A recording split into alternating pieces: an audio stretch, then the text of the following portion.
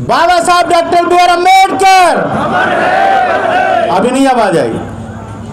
बाबा साहब डॉक्टर अम्बेडकर, बाबा साहब doctor B are Ambedkar, बाबा साहब डॉक्टर बी आर अम्बेडकर। बौद्ध धर्म ही, बौद्ध धर्म ही। धम्म बंधुओं,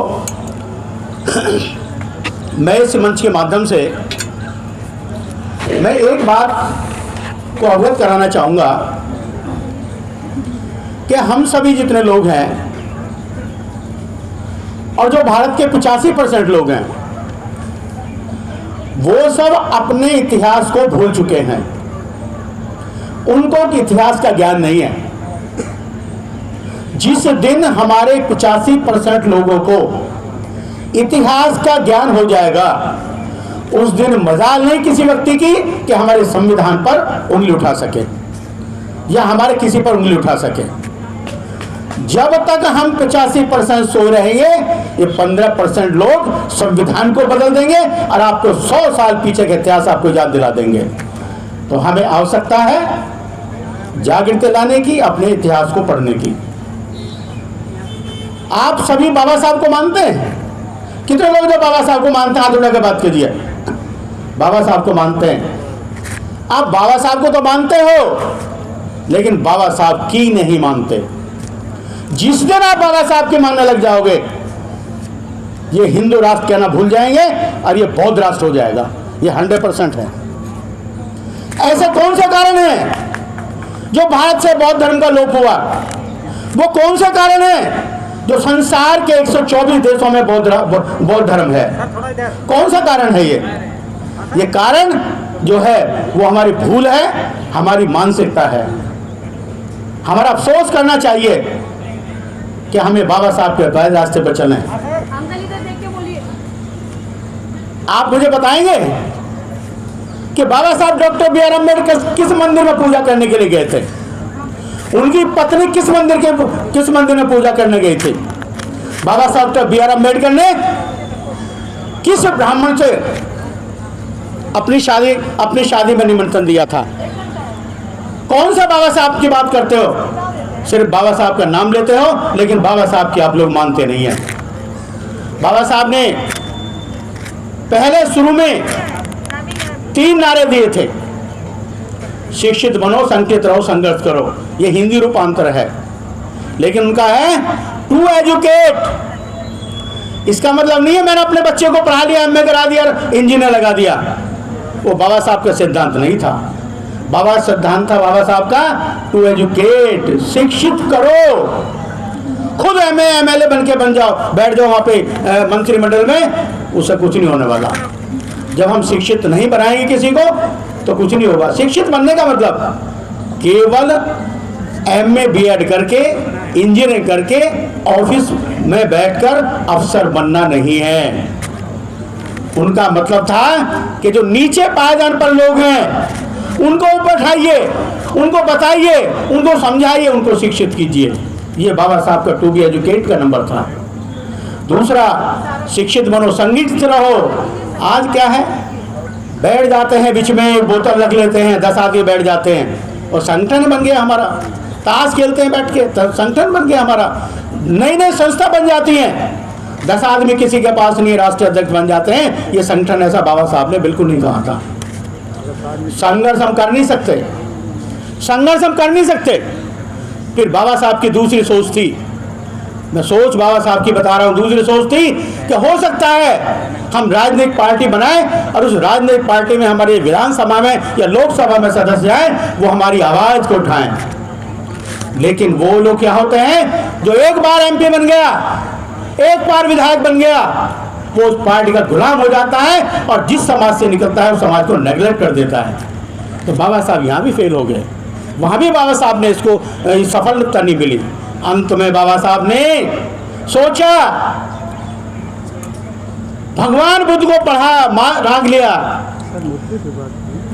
सब कुछ हुआ, लेकिन ये सारा चीज जो था ना, ये किस लिए था? संविधान बाबा साहब ने बनाया। संविधान के अंतर्गत बाबा साहब ने बौद्ध धर्म का समावेश किया। ये सब हमको समझना और सोचना चाहिए।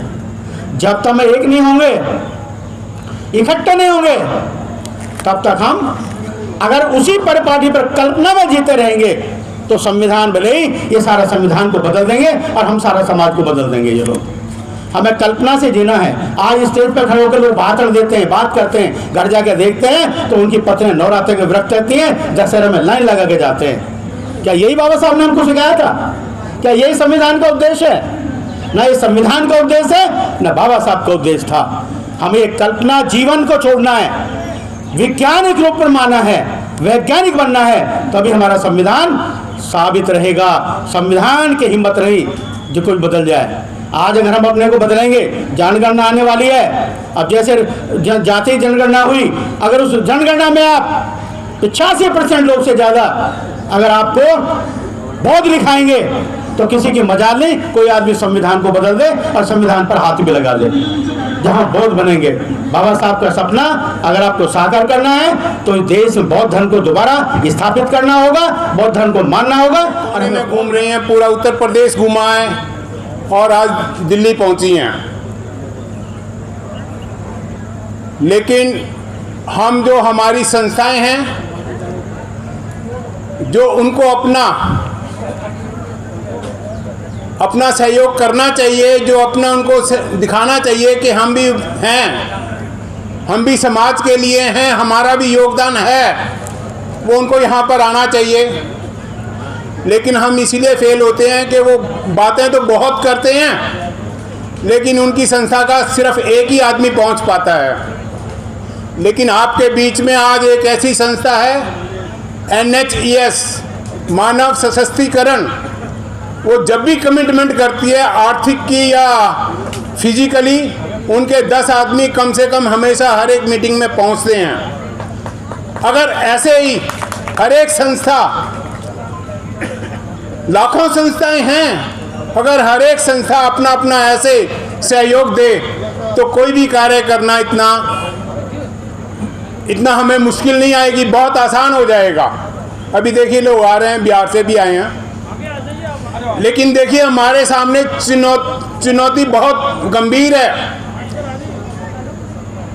सभी देश का संविधान है, लेकिन जो देश चल रहा है, देश में कार्य हो रहे हैं, वो संविधान से नहीं हो रहे। चिंता का विषय यह है, काम करना है, हमें इस पर काम करना है, लोगों को जागरूक करना है। पार्लियामेंट के अंदर सिर्फ कितने लोग हैं? 545। जो वो 545 से अपने मन से संविधान के अगेंस्ट कार्यक्रम करते जा रहे हैं, और जो करोड़ों में जनता बैठी है वो सड़कों पर नहीं आ रही। क्यों? क्या उनको महसूस नहीं होता? अगर जिस दिन संविधान बिल्कुल ही खत्म कर दिया जाएगा तो कल्पना कीजिए उस समय क्या होगा, आपकी स्थिति क्या होगी, आपके साथ बर्ताव क्या होगा। आपको इसका अंदाजा लेना चाहिए। क्योंकि अभी अगर संस्था को अनदेखी करके इतना हो रहा है, तो अगर जब संविधान को अनदेखी करके जब इतना हो रहा है, तो जब संविधान को ये ख़त्म ही कर देंगे तब क्या होगा। आप इसका अंदाज़ा लगाइए और सोचिए। अभी तो संगोल लगा के इन्होंने आपको दिखा दिया है, लेकिन वो जो संगोल लगा है वो भी संविधान के विरुद्ध लगा है, क्योंकि संविधान अनुमति नहीं देता। संविधान की किताब लगनी चाहिए थी, संविधान निर्माता का स्टैचू लगना चाहिए था, उसके बारे में किसी ने आवाज़ नहीं उठाई। और जो हमारे 545 गए हैं वो भी अपंग ही, मुझे लगता है अपंग हैं, और वो कुछ ना बोल सकते ना कुछ कह सकते। तो ये कार्य किसको करना होगा? ये कार्य जो 140 करोड़ जनता है, आप और हम हैं, हम सभी को करना होगा कि हमें ऐसे नुमाइंदे आगे भेजने होंगे कि जो हमारी सुन सकें और जो हमारे संविधान को बचा सकें। हमें इस पर कार्य करना होगा और इस पर सोचना होगा।